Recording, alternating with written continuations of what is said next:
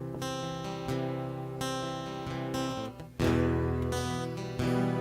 Ele falar contigo.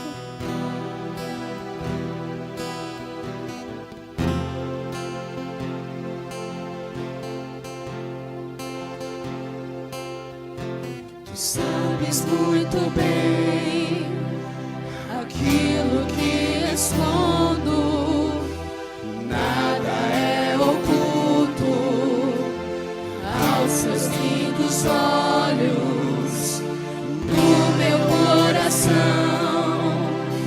há coisas que ninguém vê, mas abro a porta e deixo você. Entrego tudo a ti, tudo a ti.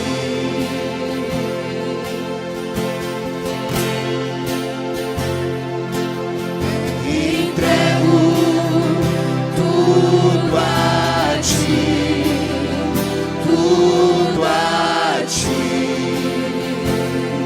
Eu entrego.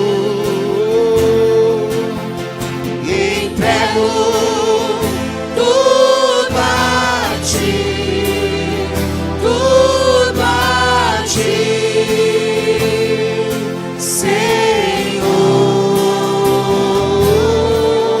Entrego tudo a ti, tudo a ti.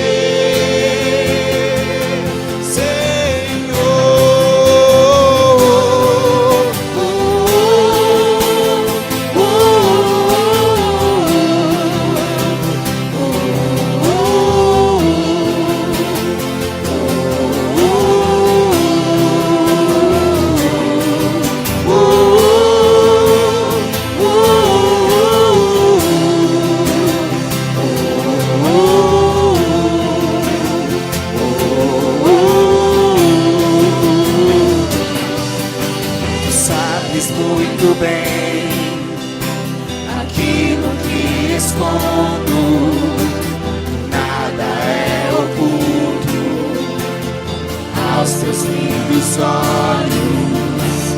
No meu coração há coisas que ninguém vê, mas abra a porta e deixo você entrar. Entrego tudo a ti, Senhor, Senhor. Entrego tudo a ti, tudo é teu, Senhor, tudo a ti, meu Senhor, Senhor. Declare.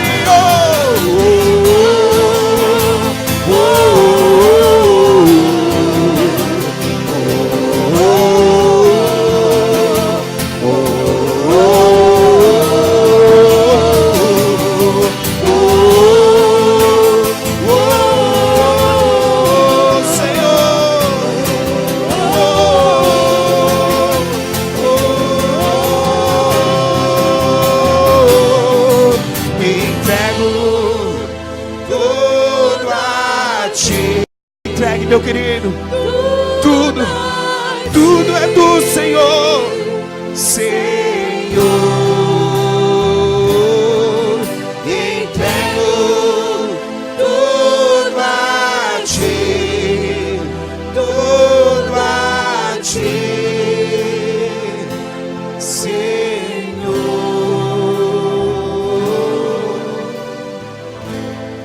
Santo, Santo, Senhor, nós declaramos neste momento que as nossas vidas colocamos diante de Ti, que as nossas vidas Te entregamos a Ti, Senhor, e diante de Ti receba cada oração, cada prostração, cada abrir de boca, Senhor, cada oração, Senhor, coração entregue a Ti, Senhor, nós colocamos entregamos diante de Ti, Senhor, porque não podemos e não conseguimos viver sem a Tua presença, sem o Senhor, ser o Deus sobre as nossas vidas, Senhor.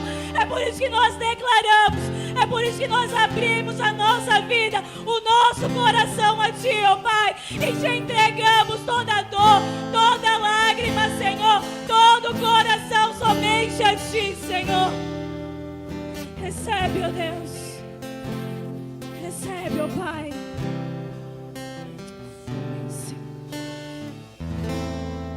Amém. Ainda de pé, nós iremos ofertar ao Senhor. Mas a gente entende que o importante não é só a oferta em espécie, mas também o nosso coração ao Senhor. Então feche seus olhos nesse momento, põe a mão no seu coração. Você que tem uma causa na justiça, você que está passando por alguma dificuldade financeira, você que está desempregado neste momento, apresente ao Senhor o seu desemprego, apresente sua dificuldade. Deus, em nome de Jesus, o Teu povo está aqui neste lugar. Escuta a oração e o clamor, Senhor, de cada um dos Teus filhos e filhas neste momento. Deus, o Senhor sabe, Deus, das dificuldades, da dificuldade financeira. Deus, do desemprego no meio do Teu povo. Deus, nós Te clamamos, ó Deus, neste momento. Entra, Senhor, com a providência que vem de Ti, Senhor. Nós não queremos esperar somente pela justiça. Nós não queremos depender, Senhor, de favores humanos, mas nós queremos depender do Senhor, Pai. Nos ensina a depender e confiar de Ti. Deus, recebe, Deus, a oferta. Recebe o coração de cada um dos Teus filhos e filhas, ó Pai, neste altar e neste lugar. Recebe também, Senhor, o dízimo, a oferta, Senhor, dos Teus filhos aqui depositados. Pai, que possam ser administrados da melhor forma, Senhor, para o reino, Deus. Para o crescimento do reino, Senhor, deste lugar. Em nome de Jesus. Amém. Amém. Ofertamos ao Senhor neste momento. Eu te agradeço, Deus, por se lembrar de mim e pelo Teu favor é o que me faz crescer. Eu vivo pela fé, eu não vacilo, eu não paro, eu não desisto. Eu sou de Deus, eu sou de Cristo.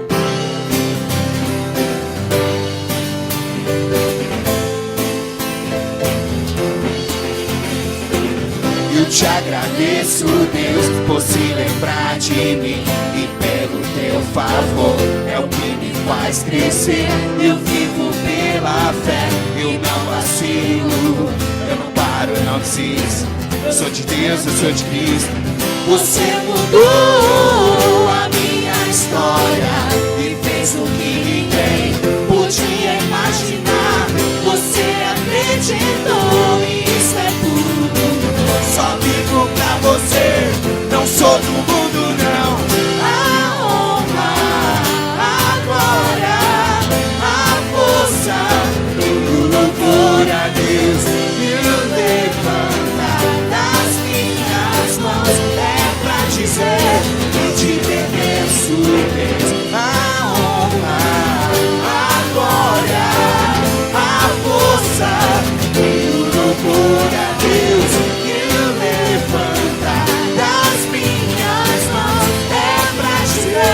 Eu te peço, Deus.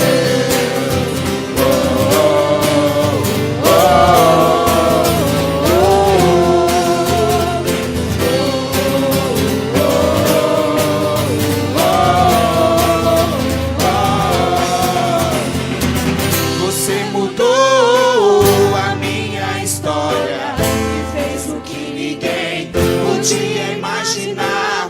Você acreditou e isso é tudo. Só vivo pra Você, não sou do mundo não. A honra, a glória, a força e o louvor a Deus. E o levantar das minhas mãos é pra dizer que te pertenço, Deus.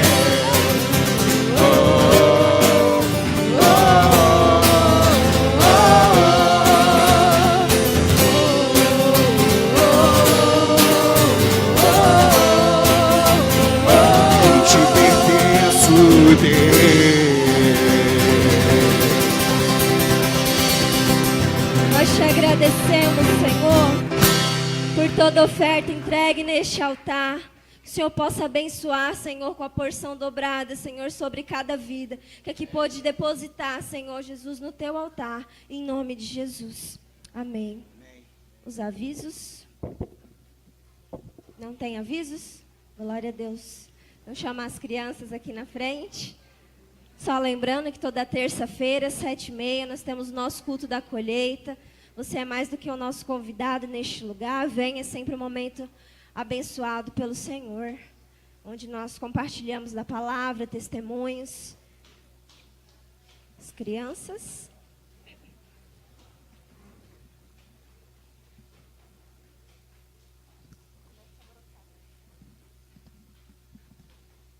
Chamar o pastor aqui também. O pastor que faz tempo que não aparece por aqui. Aleluia! Estenda suas mãos para cá, vamos estar orando pela vida das crianças, pela vida do pastor. Deus, em nome de Jesus, nós te apresentamos, ó Deus, a vida de cada criança, Senhor, neste momento. Que o Senhor possa ministrar, Senhor, sobre a vida e sobre o coração, Senhor, de cada um e cada uma delas, ó Pai. Que aquilo que o Senhor tem reservado, Senhor Jesus, nessa noite, eles possam ser, Deus, abençoados por Ti. Deus, usa a vida, Senhor, da Tawane, Senhor Jesus, a vida das Tuas filhas para ministrar, Senhor, ao coração de cada uma delas, ó Pai. Que eles possam sair, Deus, com a porção dobrada do Teu Espírito e da Tua presença. Deus, eis o Teu filho neste momento. Deus, nós te apresentamos, ó Pai, o Teu vaso. Usa, Senhor, da forma como o Senhor quer.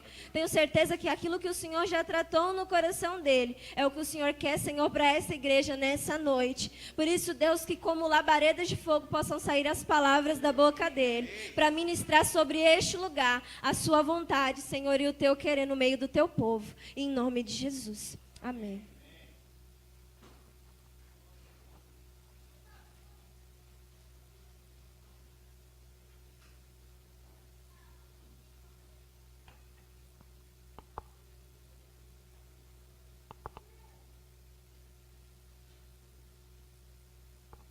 Quero saudar a igreja com a graça e a paz do nosso Senhor Jesus Cristo. Daqui a pouco vocês vão saber por que eu não venho pregar nessa igreja.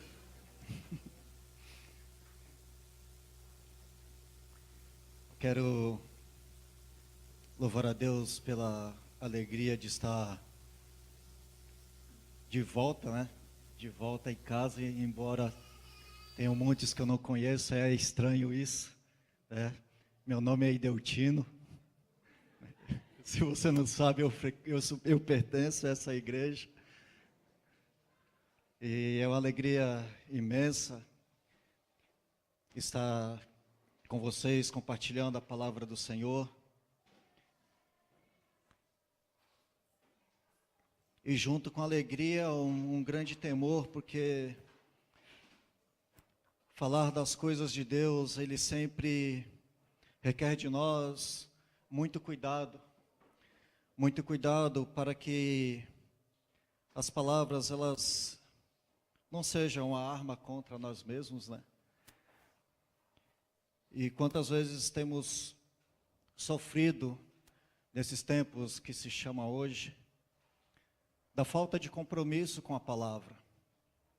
Sexta-feira conversava com um rapaz que foi fazer um serviço lá na empresa, e ele falava assim: de onde eu vim, a palavra de um homem bastava. Né? Hoje você faz contrato, reconhece a assinatura, registra em cartório, aí depois você tem que contratar um bom advogado para garantir o seu direito. As coisas têm funcionado desse jeito no sistema que a gente vive hoje. E nós, como homens e mulheres que o Senhor tem levantado nessa geração, nós somos chamados a sermos diferentes do padrão do mundo. E esse é o nosso desafio. Não sermos contaminados pelo mundo, não sermos comparados com o mundo, porque é uma outra questão que tem trazido certa preocupação e que tem trazido também grande dano à mensagem do Evangelho. É quanta falta de compromisso que se tem com essa palavra chamada Evangelho de Jesus Cristo. né? Quanto descuidado, sei que eu posso usar essa palavra. Quanto descuidado. Esse fim de semana estivemos lá em Ubatuba, acabamos de chegar, e falando com aquela comunidade. A princípio a gente sentiu uma tristeza assim muito grande. Conversei com a senhora, hoje ela tem 75 anos, e ela falou assim, olha, eu me converti ao Evangelho há 17 anos. E desses 17 anos, mais de 10 eu já vivo uma vida de desânimo, uma vida de angústia, uma vida de tristeza. E isso me chocou bastante, porque o Evangelho, ele traz para nós novidade de vida, que a palavra fala que aquele que se encontra com Cristo nunca mais é o mesmo. Será, meus queridos, que nós temos nos encontrado com Cristo na nossa caminhada? Quando vem as circunstâncias, a tribulação, enquanto a Camila ministrava ali no início do culto, e um filme rodou ali na minha cabeça. E Senhor, será que nós ainda não alcançamos o êxito que o Senhor tem preparado para que o povo que se chama pelo Teu nome venha viver? Porque nós ainda não temos entendido qual é o Teu propósito nas nossas vidas. E quando ministrava para aquele povo, uma situação que estava pegando na comunidade, eram os dons e ministérios, que na verdade se resumia em fazer coisas na igreja. E de antemão, já para estragar a palestra logo no começo, eu falei que o Senhor não nos chamou para fazer coisas. Porque foram mais de 30 anos eu fazendo coisas na casa do Senhor. E no fim, o que você colhe de tudo isso é enfado, cansaço, frustração. Eu vi naquela mulher essa frustração porque ela ainda não tinha entendido o que é entregar uma vida a Cristo, o que é entregar a sua vida a Cristo.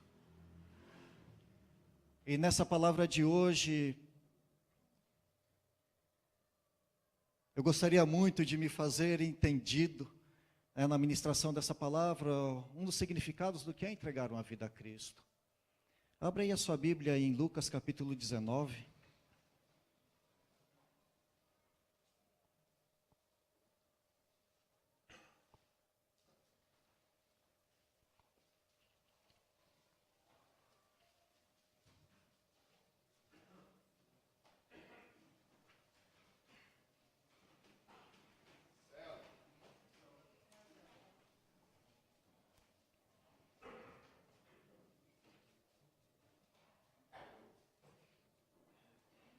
Lucas capítulo 19, nós vamos ler a partir do versículo 1. É um texto bastante conhecido. Diz assim a palavra do Senhor. Entrando em Jericó, atravessava Jesus a cidade. Eis que um homem chamado Zaqueu, maioral dos publicanos e rico, procurava ver quem era Jesus, mas não podia, por causa da multidão, por ser ele de pequena estatura. Então, correndo adiante, subiu a um sicômoro, a fim de vê-lo, porque por ali havia de passar. Quando Jesus chegou àquele lugar, olhando para cima, disse-lhe: Zaqueu, desce depressa, pois me convém ficar hoje em tua casa. Ele, descendo a toda pressa, e o recebeu com alegria. Todos os que viram isso murmuraram, dizendo que se hospedara com um homem pecador. Entre mentes, Zaqueu se levantou e disse ao Senhor: Senhor, resolvo dar aos pobres a metade dos meus bens. E se alguma coisa tenho defraudado alguém, restituo 4 vezes mais. Então Jesus lhe disse: Hoje houve salvação nesta casa, pois que também este é filho de Abraão, porque o Filho do Homem veio buscar e salvar o perdido. Podemos sentar?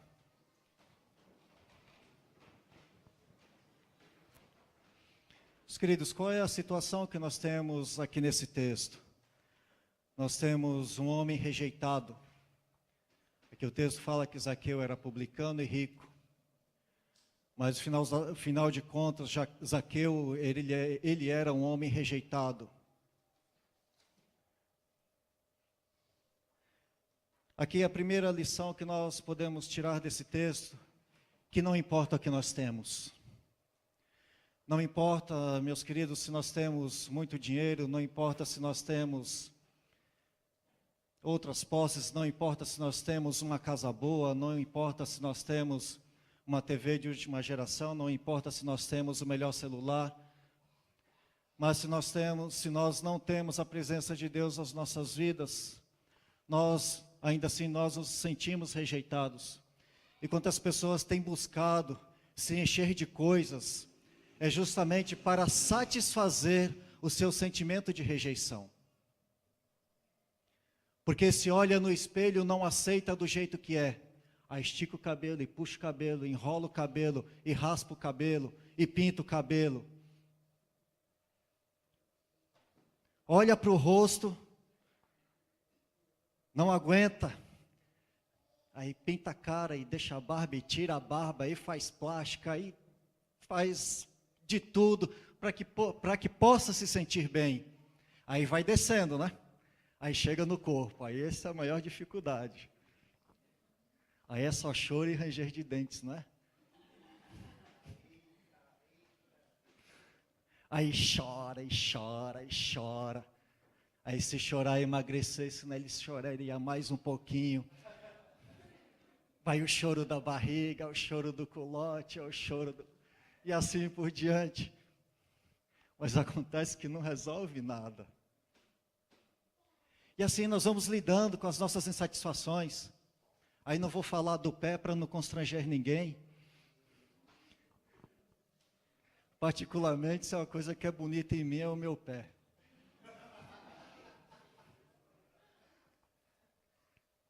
Mas para não causar inveja a ninguém, ele está bem guardadinho lá, debaixo do sapato. Aí ninguém vai ficar lá olhando. Então, meus queridos, nós nos deparamos aqui com uma situação em que um homem, ele era rejeitado, não importava. Porque a situação que aquele homem vivia, tanto a profissão que aquele homem vivia, quantas pessoas também têm profissões que são bastante complicadas. Nós já ouvimos quantas vezes o nosso pastor falar diversas vezes, né, das propostas que lhes são oferecidas. Quantas propostas nós recebemos para dar um jeitinho ali, para dar um jeitinho aqui, para facilitar uma situação.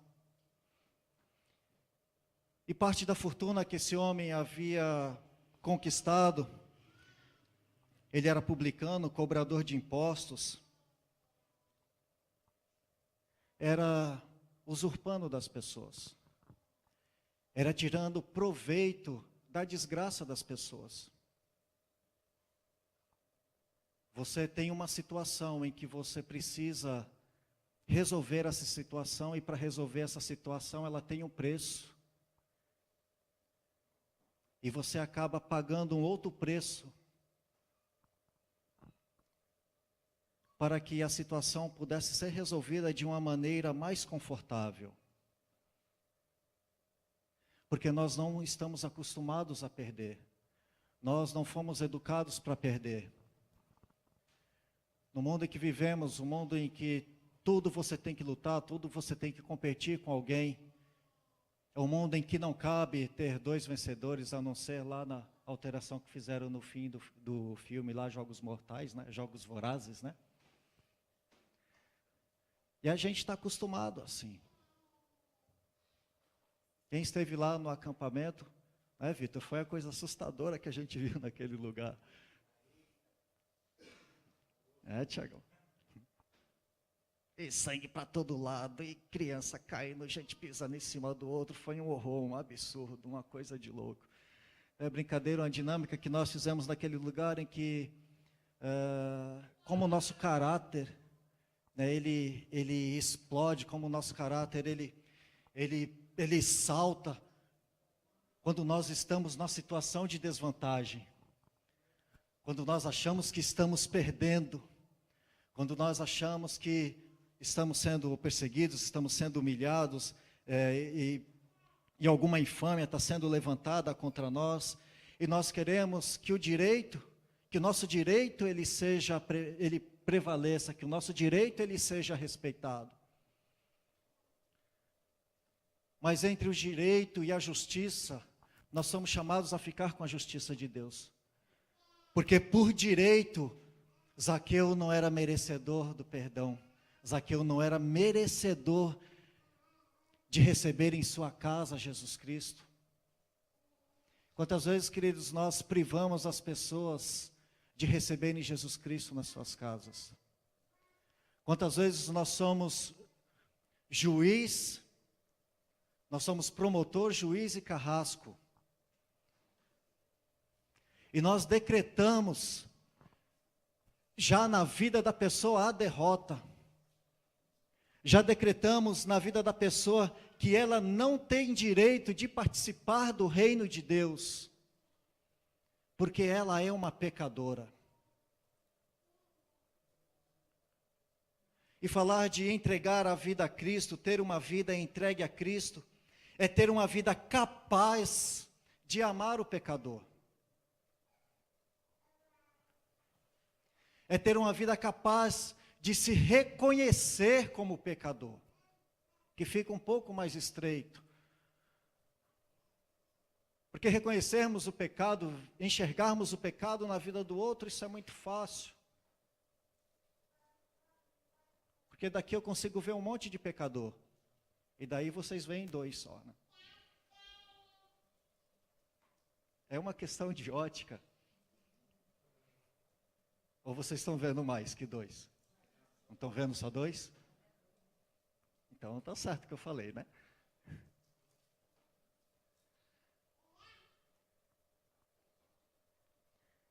Mas acontece quando nós entendemos que nós fomos ganhos para Cristo, que nós agora fazemos parte do reino de Deus, entendemos que somos a nação eleita, a geração santa, o povo de propriedade exclusiva do Senhor. Isso em nós, meus irmãos e irmãs, vai gerando um negócio chamado soberba, altivez. E com isso, nós vamos esquecendo de onde nós vimos. Nós vamos nos esquecendo de onde o Senhor nos tirou, da condição em que o Senhor nos achou.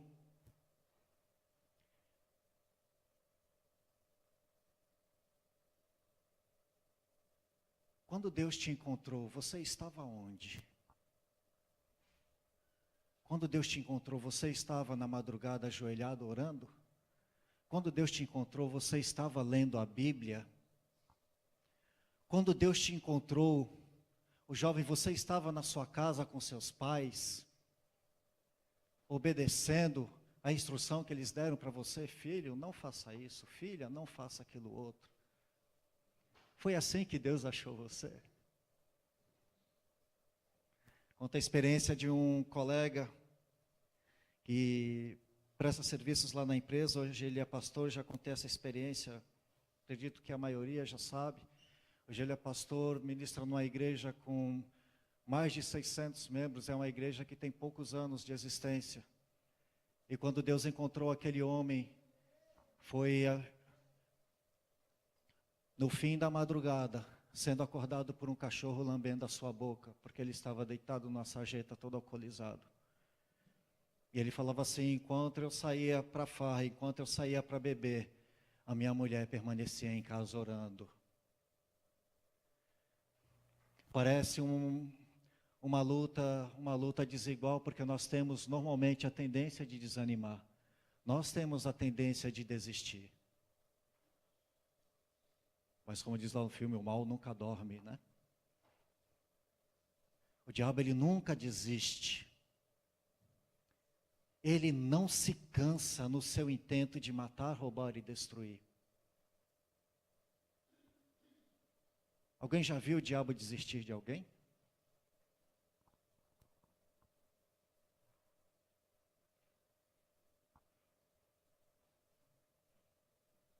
Mas Zaqueu, ele já estava com a sua situação resolvida. Porque diante do povo ele não era merecedor da graça de Deus, por causa do seu pecado. Irmãos e irmãs, é justamente o nosso pecado que nos faz ser merecedores da graça de Deus. Porque Jesus Cristo veio para salvar e resgatar o pecador. Jesus Cristo, ele veio para os doentes. Jesus Cristo, ele veio para os encarcerados. Jesus Cristo, ele veio para os drogados. Jesus Cristo, ele veio para os prostitutos. Jesus Cristo, ele veio para mim e para você. No final das contas, o resumo da ópera é esse. Porque ele tem uma grande obra a realizar nas nossas vidas. E qual é essa grande obra, Ideltino, que Deus tem para realizar nas nossas vidas? Fazer de nós canais de bênçãos, fazer de nós instrumentos da sua graça. E como isso, primeiro operando em nós o milagre da salvação, o milagre da cura, o milagre da regeneração do indivíduo. A temática que trabalhamos no mês passado, a temática da restauração, para mim esses dois temas, eles são muito particulares, embora sejam assim, parece que são similares, mas restauração e restituição são dois termos bastante particulares. Quando se fala de restauração, você fala de restaurar algo. É uma obra feita na coisa. Mas a restituição, você restitui alguma coisa a alguém. Então nós estamos falando de propriedade, estamos falando de direito. No Código da Aliança do povo hebreu, quando você cometia um pecado, e falar em pecado, principalmente no Antigo Testamento, nós estamos falando de cometer crimes civis. Então você matar, roubar, tudo isso é pecado. Por isso que Zaqueu era considerado um pecador, porque ele usurpava as pessoas, ele roubava das pessoas.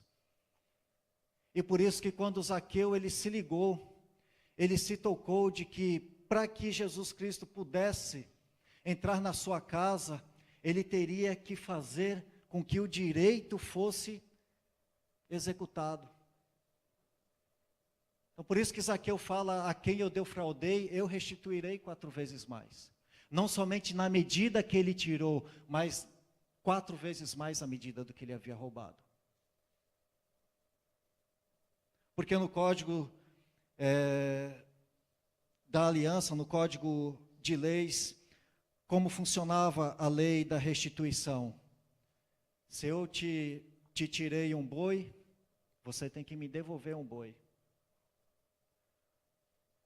Ou o equivalente a esse boi.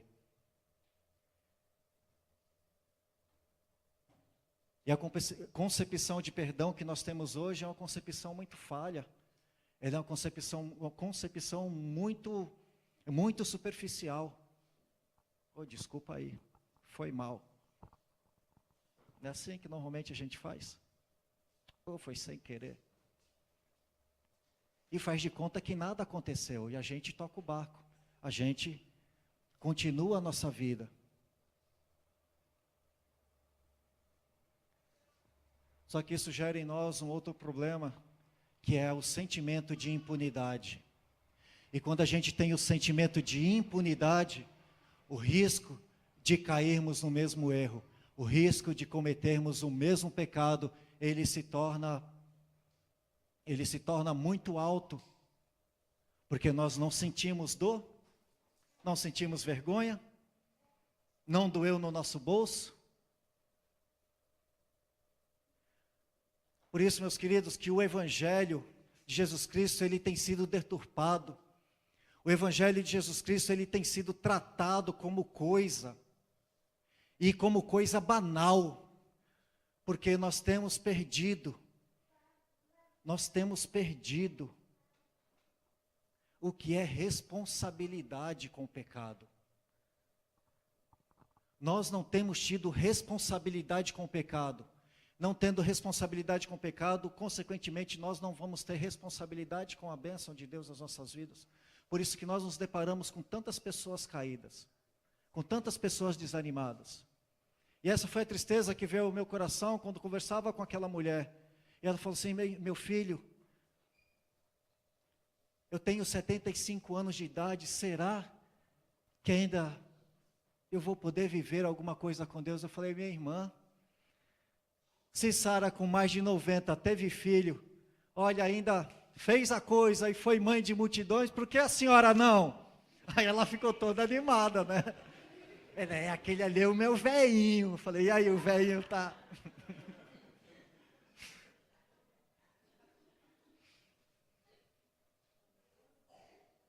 Falta ela querer fazer alguma vitamina pro velho lá, né?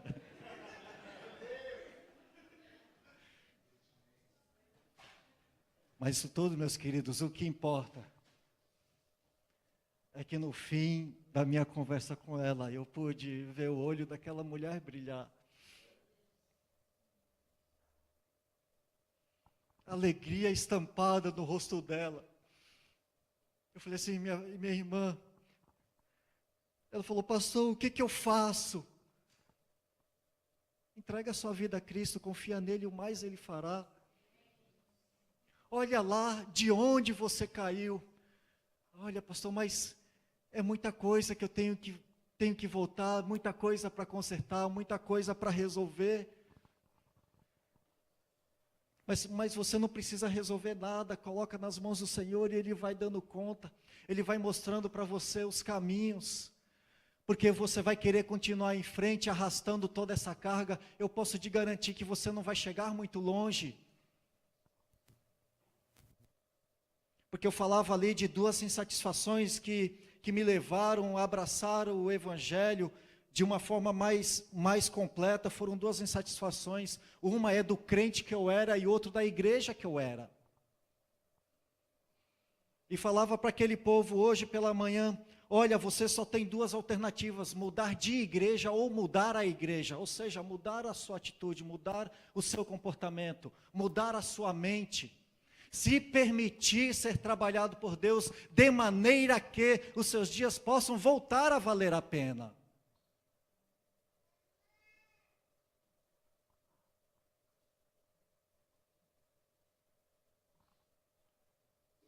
Mas tem um preço a ser pago. Esse preço é o preço de cruz. Porque, meus queridos, se nós pregarmos um evangelho sem cruz, nós estamos pregando a graça barata.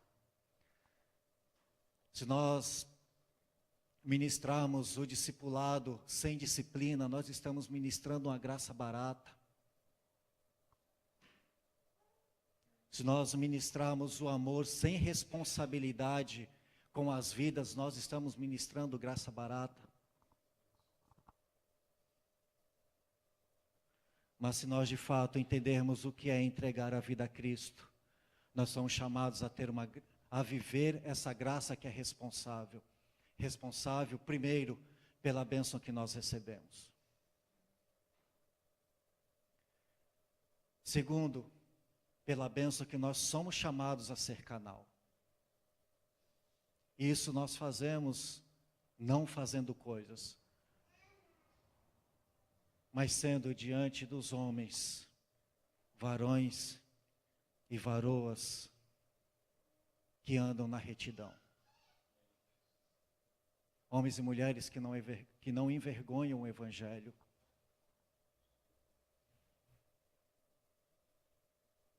Para quando sermos chamados de crentes safados e sem vergonha, a gente não fique de boca calada. E esse tem sido um sapo que eu tenho engolido no meu serviço,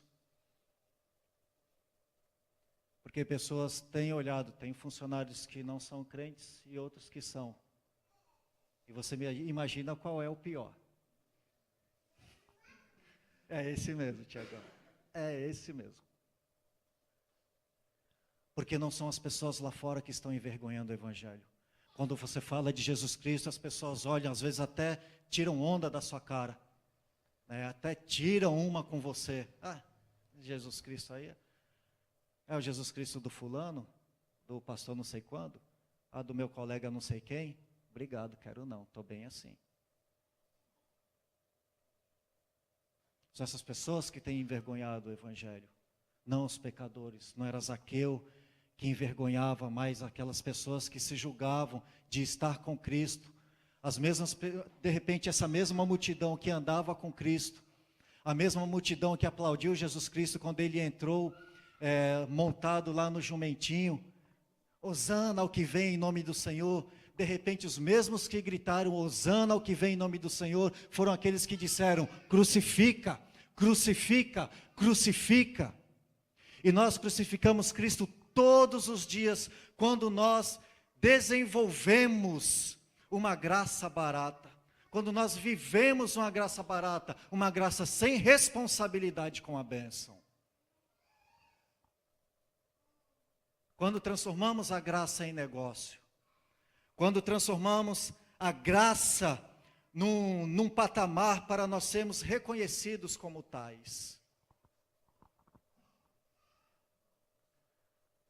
Mas se nós não tivermos a capacidade, irmãos e irmãs, de nos humilharmos debaixo da poderosa mão do Senhor, muitas pessoas serão levadas à morte por nossa culpa.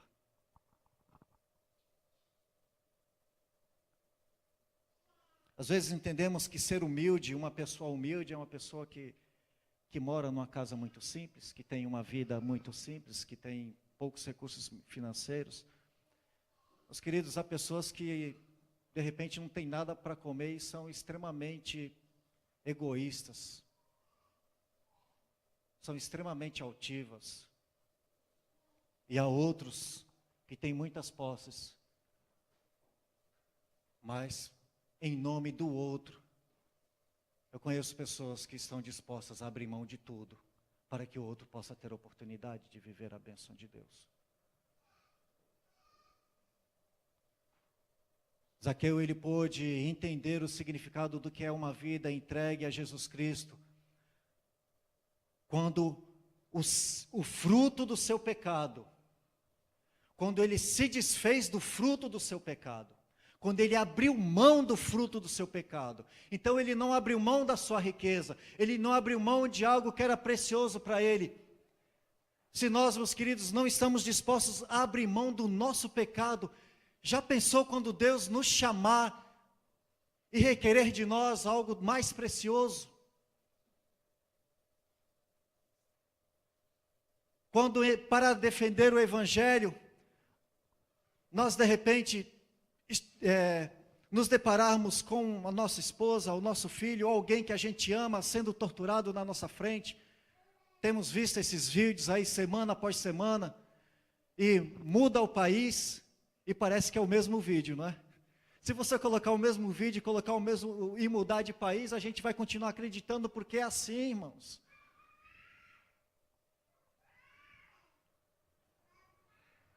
Porque a desvalorização da vida, ela tem alcançado um âmbito mundial.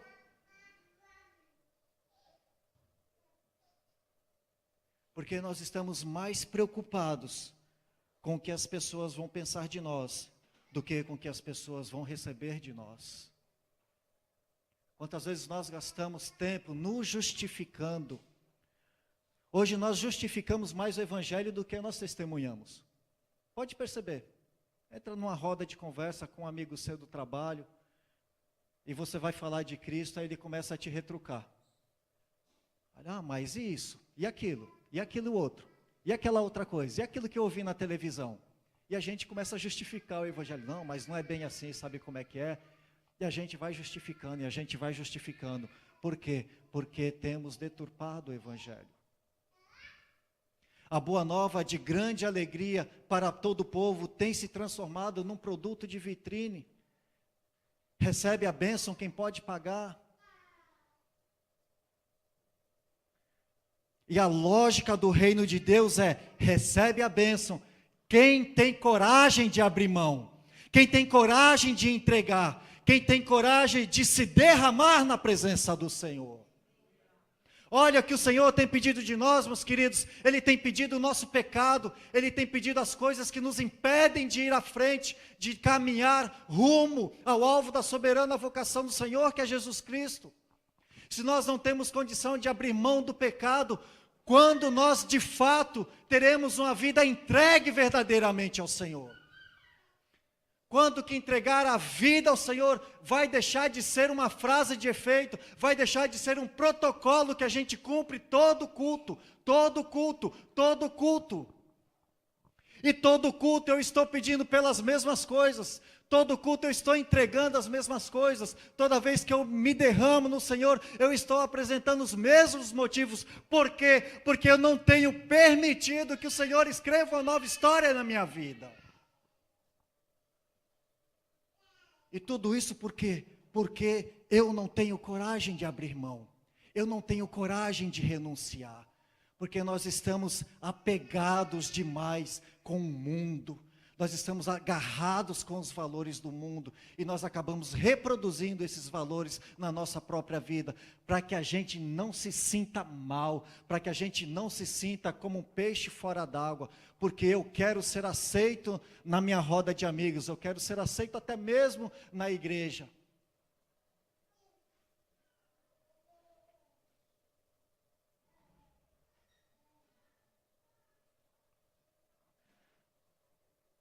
Para que nós de fato possamos ter uma vida entregue a Jesus Cristo. O encontro de Zaqueu com Jesus Cristo, ele aconteceu em 3 fases. A primeira fase foi o encontro visual.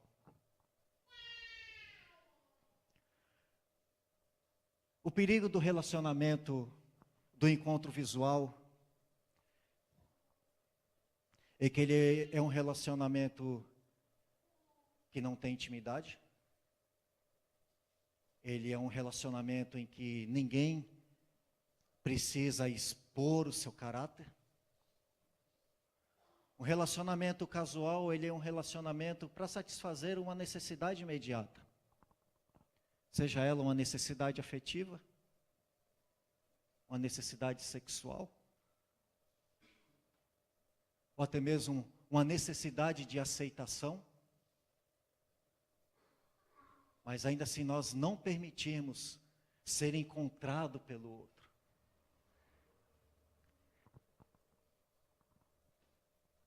Zaqueu, ele subiu numa árvore porque ele queria ver quem é esse Jesus Cristo que a multidão seguia. E quantas vezes os pecadores não têm acesso a Jesus Cristo porque as multidões estão agarradas, andam como famintos, quantas vezes andamos como pedintes, como verdadeiros mendigos, esperando que Jesus Cristo nos dê alguma coisa. E quantos pecadores não têm podido ter acesso a Jesus Cristo, porque nós temos impedido que essas pessoas se acheguem ao Senhor, porque nós temos ocupado o altar do Senhor inutilmente, porque nós temos pedido a Deus a bênção, Ele tem nos dado a orientação de como nós alcançaremos a bênção, e a gente não faz nada e chega na outra semana e quer a mesma bênção. Porque a bênção, meus queridos, Deus Ele libera nas nossas vidas. Mas a palavra fala que o reino de Deus ele é conquistado por esforço.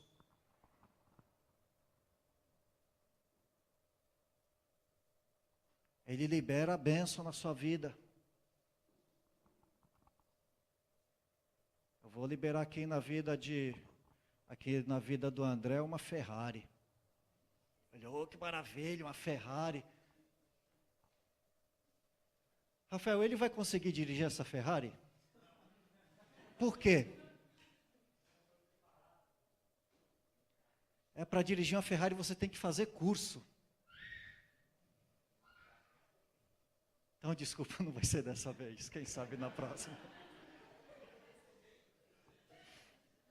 É assim, meus queridos, às vezes a bênção, ela passa, nós perdemos a oportunidade de desfrutar da bênção porque nós não estamos preparados. E Deus, Ele coloca a bênção na nossa mão de tanta gente insistir. Lembram lá do filho pródigo? Ali aconteceu esses 2 fenômenos, o fenômeno da restauração e da restituição na vida daquele garoto. O da restauração aconteceu quando ele voltou e foi restaurada a sua filiação. E da restituição quando foi devolvido, quando foi lhe colocado a roupa nova, que simbolizava a sua posição social, o anel no dedo, a autoridade e a sandália nos pés. Porque escravo não usa sandália naquele tempo. O escravo não usava sandália, mas um nobre ele usava.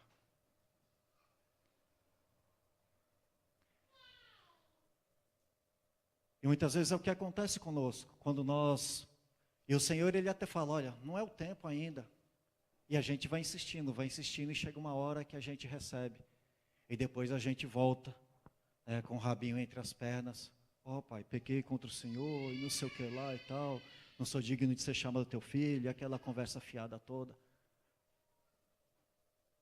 O Senhor, Ele nos aceita, porque nós somos seus filhos. Mas o rapaz, ele só pôde voltar porque ele se arrependeu. Ele só pôde voltar para os braços do pai porque ele se arrependeu. Porque ele só pôde ter a sua filiação restaurada porque ele se arrependeu. Ele só pôde ter a roupa nova, o anel no dedo e a sandália no pé porque ele se arrependeu. E a multidão representa o filho mais velho, que ao invés de se alegrar com o irmão que estava morto e reviveu, que estava perdido e foi achado, ele murmurou, pai, eu trabalho contigo há quanto tempo e o Senhor não me dá nem um cabritinho para eu me alegrar com os meus amigos. E o pai fala, filho, tudo que é meu é teu. Por isso que justiça e direito não são a mesma coisa.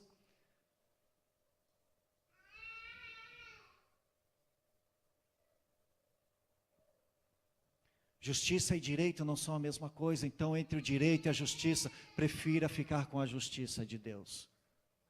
Porque o direito, ele é nominal.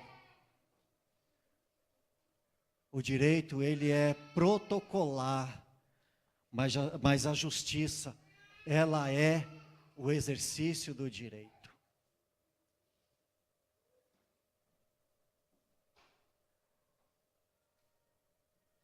Por isso que Jesus Cristo exerceu na vida de Zaqueu a justiça, porque se fosse para exercer o direito, Zaqueu seria condenado. Zaqueu não teria oportunidade de ter a sua vida restaurada, de ter o seu caráter regenerado. Mas isso aconteceu porque Zaqueu, ele resolveu abrir mão. E a chamada que eu tenho para você nessa noite é essa. Do que ou do quanto você está disposto a abrir mão para viver o melhor de Deus. Que a palavra fala que Jesus Cristo, Ele veio para buscar e salvar o perdido. Jesus Cristo, Ele quer te encontrar. Jesus Cristo, Ele de repente está até te vendo. Mas Jesus Cristo só pôde entrar na casa de Zaqueu, porque Zaqueu desceu da árvore. Zaqueu resolveu diminuir a distância. E diminuir a distância resolve em se relacionar. E o texto logo em seguida fala que Zaqueu desceu e depois fala que Zaqueu se levantou. Então isso quer dizer que quando ele desceu da árvore, ele se prostrou diante de Deus, diante de Cristo. Ou de repente ele é tão pequeno que Jesus olhou para ele, oh, pode levantar Zaqueu. Não, Jesus, mas eu já estou de pé. Mas a palavra fala outra coisa. Deixa a piadinha sem graça de lado. Fala, levanta-te. É que esse homem deve ter se prostrado diante de Cristo, porque ele reconheceu, porque um judeu, ele só se prostra diante de Deus. Um judeu não se prostrava diante de autoridade nenhuma que não fosse a autoridade de Deus. A prostração, meus queridos, se prostrar diante de uma autoridade significava você entregar a sua vida a ela. Mostrava que ela tinha total poder sobre a sua vida. E muitos judeus foram mortos. A história de Daniel foi lançado na cova dos leões, porque ele não quis se prostrar diante de outro Deus, se não fosse o Deus Altíssimo. E mesmo contrariando, né, o édito aí de Dario, né, ele resolveu não trair o seu Deus. Ele resolveu permanecer fiel. Já pensou que coisa linda é isso? Um ímpio vir ao nosso favor? Que o texto fala que o rei, ele clamou, tomara que o Deus de Daniel tenha livrado ele. E ele foi lá, desesperado para ver se o indivíduo estava vivo. Alguns meses eu vivi uma experiência fantástica lá na minha empresa. Enquanto era ali no Parque São Luís, estava saindo de carro e era a minha preferência. E veio um rapaz de bicicleta e do jeito que ele veio, ele passou. E no susto aí eu brequei e ele ficou irado, porque ele achou que o direito de atravessar era dele. Esse indivíduo, ele fez meia volta e veio na minha direção. Ele começou a falar um monte lá e tal. Falou, pô, desculpa aí e tal. Aí o cara saiu. No que ele saiu, eu continuei a caminhada. Aí só que o cara voltou.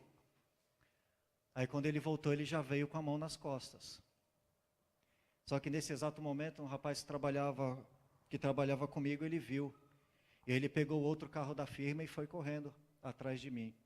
Aí eu só fiquei sabendo no outro dia que o cara estava com revólver e ele estava querendo me pegar por causa que eu estava no meu direito. O cara estava armado e o cara foi atrás de mim. E eu fiquei sabendo no outro dia, ele falou, olha, seu Tino, aconteceu isso. Eu falei, rapaz, não, eu fui lá e eu vi que o cara ia voltando, mas eu não dei bola não, pô. Me desculpei com ele e toquei o barco. Ele falou, não, ele foi atrás do senhor. E eu atalhei ele no meio do caminho. Eu falei, rapaz, você está doido? Ele não ia fazer nada comigo, não. Aí ele falou assim, seu Tino, eu sou um mundano, eu sei do que as pessoas são capazes.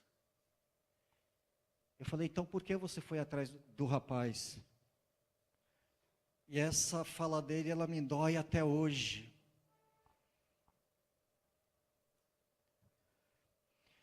Porque ele falou assim, eu sou um mundano, eu não tenho nada a perder. O Senhor é uma pessoa boa. O Senhor respeita as pessoas, o Senhor trata a gente bem. O Senhor não trata a gente como empregado. O Senhor respeita a gente como pessoa. Ele falou, eu não tenho nada a perder.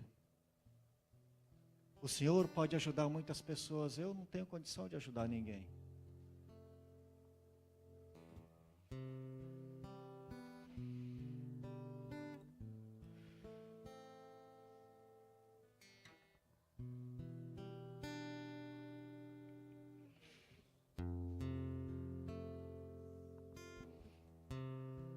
Muitas pessoas têm sido impedidas de conhecer Jesus Cristo de perto. Uma porque nós temos ocupado o tempo de Cristo demais, as pessoas não têm podido se chegar a Ele.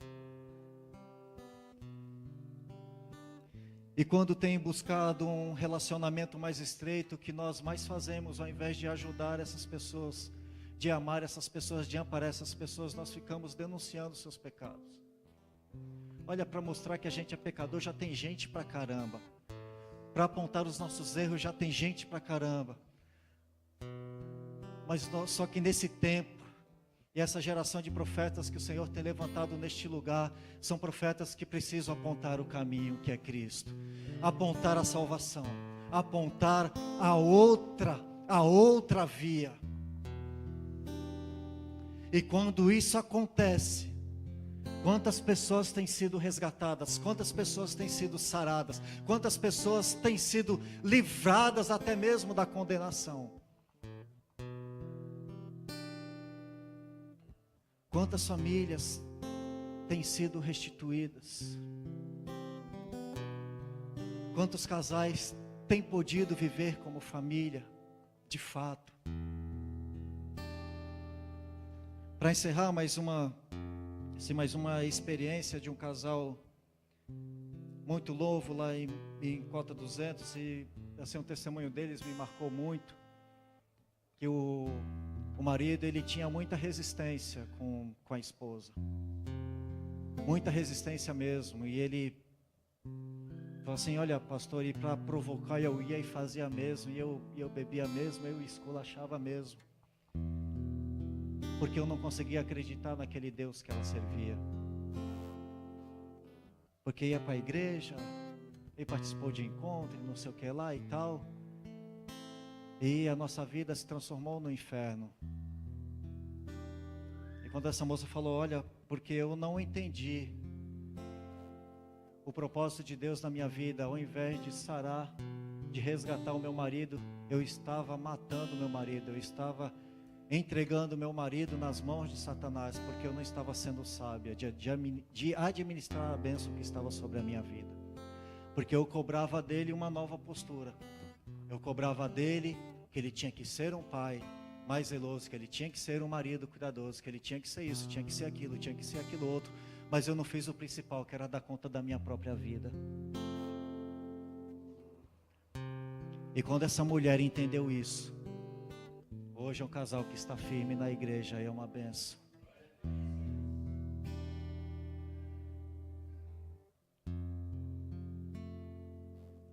Não porque os nossos pecados são apontados, mas porque a restauração, a restituição, o renovo, a bênção de Deus nas nossas vidas é maior do que qualquer situação que nós estamos vivendo. E esse é o terceiro nível de relacionamento: entrar na casa e fazer morada. O nosso padrão é manter um certo distanciamento, porque nós temos segredos que não queremos que muitas pessoas não saibam. Nós nos sentimos bem assim, porque se alguém souber dessa situação da minha vida, eu vou ser motivo de vergonha. Envergonhado tem que ser o diabo. E quando nós confessamos o pecado, ele deixa de ter essa promissória na mão. Aí não tem como mais ele te chantagear. Tá vendo aquele pecadinho? Ele está aqui na minha mão. E quando você confessa, esse título que está na mão dele perde valor. Mas para isso tem que ter coragem. Para assumir a condição de pecador, a condição de carente da graça de Deus, tem que ter coragem. E foi a coragem que fez com que aquele homem atravessasse a multidão e pudesse encontrar frente a frente com Jesus Cristo. E por fim, ter a oportunidade de recebê-lo em sua casa. E para o judeu também, receber alguém na casa não é qualquer pessoa que ele recebe na casa. Somente alguém que é respeitoso, somente alguém que tem crédito, somente alguém que é idôneo. Tudo isso para quê? Para não purificar a casa, porque a casa é lugar sagrado. Então permitir a entrada de Jesus Cristo na casa de Zaqueu era permitir que Jesus Cristo entrasse no sagrado. O que você tem de mais sagrado que não a sua vida? Dinheiro a gente ganha, a gente perde. Carro a gente compra, a gente vende, a gente bate. A ferrugem come. Mas o nosso coração, nada tem poder. Nada tem poder. Senão nós mesmos. Se não acreditarmos que Jesus Cristo, Ele entra na nossa casa e faz morada e nos restitui a alegria da salvação. Jesus Cristo restituiu na vida de Zaqueu a alegria da salvação. Quando ele se dispôs, no ato de arrependimento, a assumir as custas do pecado que ele havia cometido. Ele não quis dar jeitinho, ele não quis, olha Jesus, foi o demo que me usou e não sei o que lá, aquela coisa toda. Foi o sujo, que eu estava numa situação muito difícil, ele foi lá, mas foi por uma boa causa, que eu precisava comprar uma carruagem de ouro e eu estava meio duro. Ele resolveu abrir mão de tudo para viver a bênção de Deus. E agora a pergunta não quer calar: o que você está disposto a abrir mão para viver o tudo de Deus? É medo? É orgulho? Sentimento de inferioridade? Olha só o que está sendo pedido. Não está sendo pedido para você abandonar o seu emprego, abandonar a sua casa, abandonar a tua faculdade, abandonar os teus sonhos, mas alinhar os teus sonhos com os sonhos de Deus, alinhar os seus projetos com os projetos de Deus, para que mesmo onde você esteja, ou seja na faculdade, seja no trabalho, onde for, ali você estabeleça Betel, casa de Deus, e não seja chamado de crente sem vergonha, mentiroso, como alguns são tratados lá, porque tem feito um esforço muito grande para envergonhar o Evangelho.